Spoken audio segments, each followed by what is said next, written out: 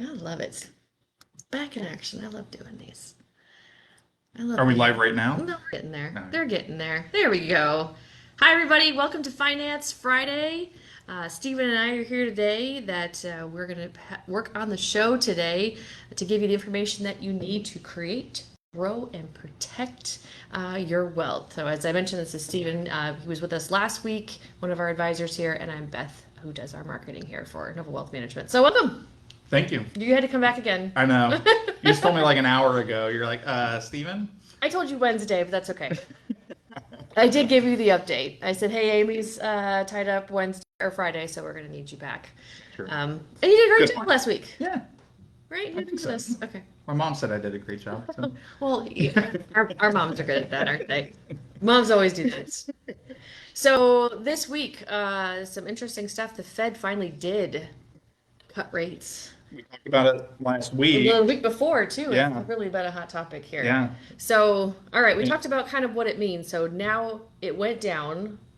What was the point it went down? A quarter of 25 basis basis points points. or a quarter percent Okay, rate cut.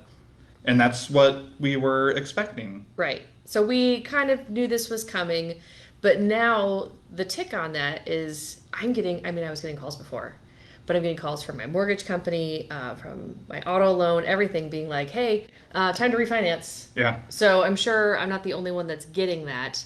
So what do My you, mailbox is full of, refinance, thought of a HELOC and yeah, so things exactly. like that. So uh, I think we should go over what it affects Yes, the interest rate right, cuts. right. So again, to go over like real high level, the Fed has the dual mandate, ensure full employment and Okay, ensure price stability. okay, What they do is they control the short-term federal funds rate. okay. So that's the what banks Most borrow, banks borrow that's it, the right. rate. So the Fed, when they do these interest rate cuts, it really only affects the short end of interest rates Okay, or the yield curve. Doesn't it has an effect, but not as big of an effect on things like car loans, like you said, yeah, credit card rates. yes, Actually, adjustable rate mortgages are more affected by these short-term okay, interest rate reductions than the fixed rate mortgages. So the fixed rate mortgages, they're more affected on the long end of the curve, and that is impacted more by things like the economy, the jobs report, inflation. So those affect more the long end of the curve, not the short end. So we've just started to see the first kind of, would you say it's the first kind of shift in things? I mean, they did lower the rate, what was it, last December? So this is the first lower that In a they've long done. time this year. So, right, this year, 2025 is the first time the Fed's lowered the rate. So are we seeing that shift towards we might be seeing lower interest rates and it might be more attractive? And right now it's just kind of wait and see? Or is there anybody that should be like, I should go take advantage of this new rate right now? So here's what I'll say. Before this interest rate I'm cut, sharing this out while you're talking. sure. Before this interest rate cut, the consensus was we're going to have a 25 basis point reduction now and probably one more rate cut before the end of the year. But what the Fed said was we're doing an interest rate reduction now. We might do two more interest rate cuts Okay. before the end of the year. Okay, so we've So got, that's what the market's responding to right now okay, is, oh, we're expecting one more before the end of the year. okay. We might have two more before the end of the year. And we talked about last time how the stock market tends to like it. Like it. My goodness, I can't talk today. Can you tell it's Friday? Like, have I talked too much this week? I don't Here, think that's possible. load I up. know. I know. I know. The market likes it when they see an interest rate cut. And kind of as you had said last week, some of the surge that we saw in the stock market was it already knowing like, okay, this is coming, this is coming. It's So, baked in. It's priced um, in. Yeah. yeah, so, all right. Well, anybody right now that should be reaching out? I think I might have asked that, but Yeah, so everyone's situation is unique, so it really depends on the person and their situation. okay. But if you've got things like high car loans, yeah, maybe refinancing, start to think about that because we might get a couple more interest Okay. rate reductions. Maybe that's something we visit January of next year with Okay. these clients because we Okay. might see a few more before the end of the year. We might not. So that's Right. the That's the balance trade-off. there. Yeah. Okay. So you should be having those conversations with your advisor. Okay. If you've got a high car loan interest rate and we can get it down from, let's say, 8% down to 5% right now, maybe we do that even That's such a before. harsh. I've seen some bad I ones. So. know. I know, and I think about that too. That we were looking at new vehicles, and I said to my husband, like, I can't pay 8% for a vehicle. I can't do it. Well, And I get there's people that don't have that option. Like, if you need a new car, but boy, well, the new tax bill you can deduct up to 10,000 of auto correct, correct, loans. correct.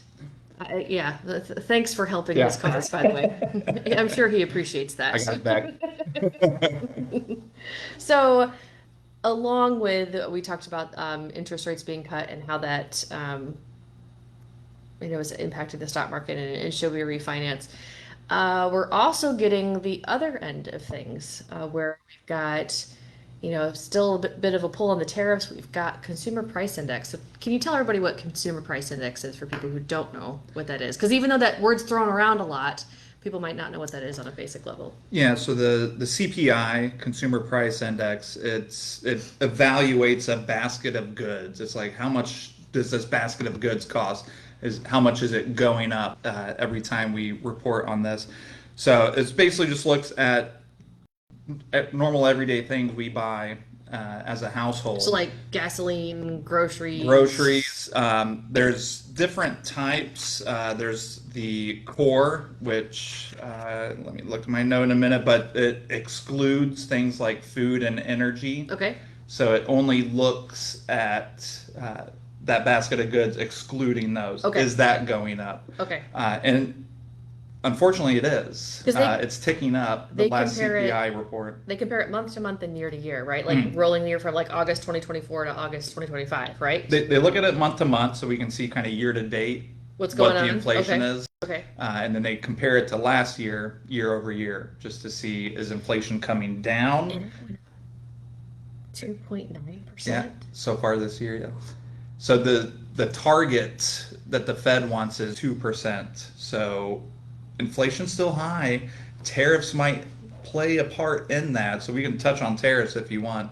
Well, you had mentioned, and one of the reasons we like doing this show too is that it's very easy to hear the noise of either social media or the news or whatever of this is influencing this and this is influencing that, and there's just all this stuff that people can get clouded with. And I think it's important to remember that you made a very great example when we were talking about this earlier, how you described our economy as all the cogs working on the inside of your watch, unless you've got, well, I guess there's maybe, I don't think there's gears. I don't think there there's gears in there turning. either. But that was a really good point, is that some folks just want to like point at one thing and This is causing it. you It's know? way more complicated. There's than so many that. gears involved in the economy. So tariffs are just one part of it, but it does seem like it's having an impact. So we can go over the tariffs. Actually, I think I was talking to you earlier about cost push and demand Yes, pull and that, inflation. I think is really helpful for you to pass on to our So listeners. 'Cause that's good stuff. inflation, just a general rise in price levels, is what is causing that. So there's typically two categories. There's demand pull and cost push. So demand pull, I don't know if I should go into my nerdiness or not, Okay, but so That's no room to talk. By the way, because he likes to say that I'm the nerd of the group. No, go ahead, share with them. I'll take it. So let's say you have a collectible that's highly sought after. Uh, so if there's a lot of demand for something and a lot of people want it, well, they're going to bid that price up and they're going to pull that price up. The demand for that product is pushing the prices up. So that's demand pull. On the flip side, you have cost push, which we're kind of seeing here. So once Trump implemented the tariffs, companies, they don't want to push those costs that they're seeing from the But they tariffs. still got to make money. They They still, if they stay in don't business. maintain their profit margins, their stock price gets negatively affected.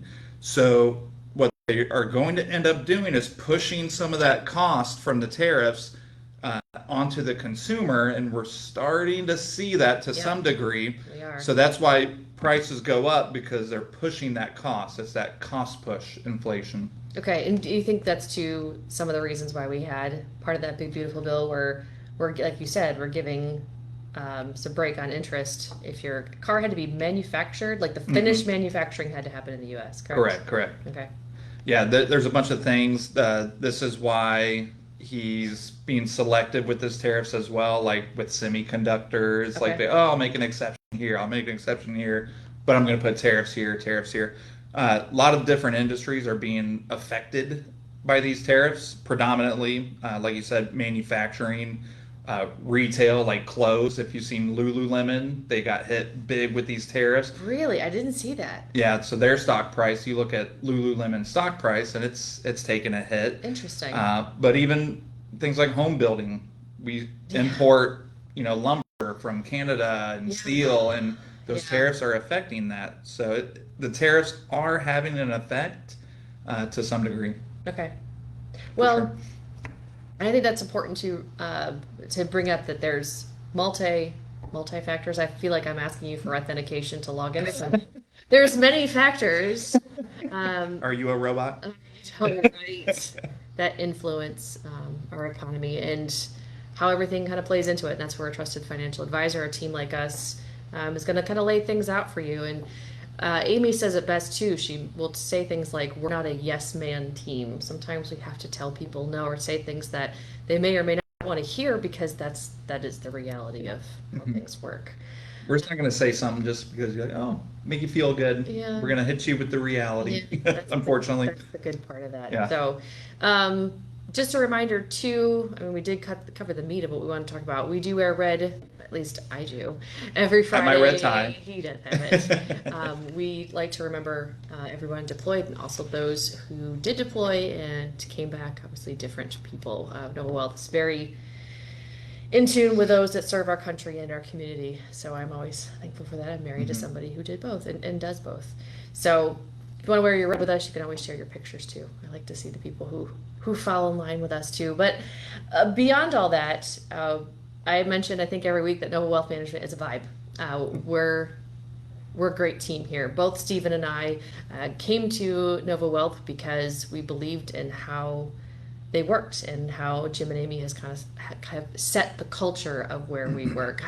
I'm a repeat offender. I was here for 5 years and then I came back because, but if you're in the current industry, if you're in financial industry and feel like we'd be a good fit for you, go ahead and give us a call. I remember before I came over, we were celebrating Jim's 50th birthday party here at the office. And so this was before I made the move, the leap over. Okay. And so they invited me, and I got to speak to a lot of clients, and they told me that, look, if you're on the fence of joining or not, don't be. You need to be here. These are fantastic people. So I'm very glad I made the move. I had a similar, I was on the beach with my best friend who was in town, and I said, Amy's asked me to come back and I don't know what I should do. She goes, "Are you crazy? Go back." I'm like, I know, I'm just worried. I want to make sure I'm doing the right thing by them. Stop thinking. I know, stop thinking and just do it. Just do it. So we also do take referrals.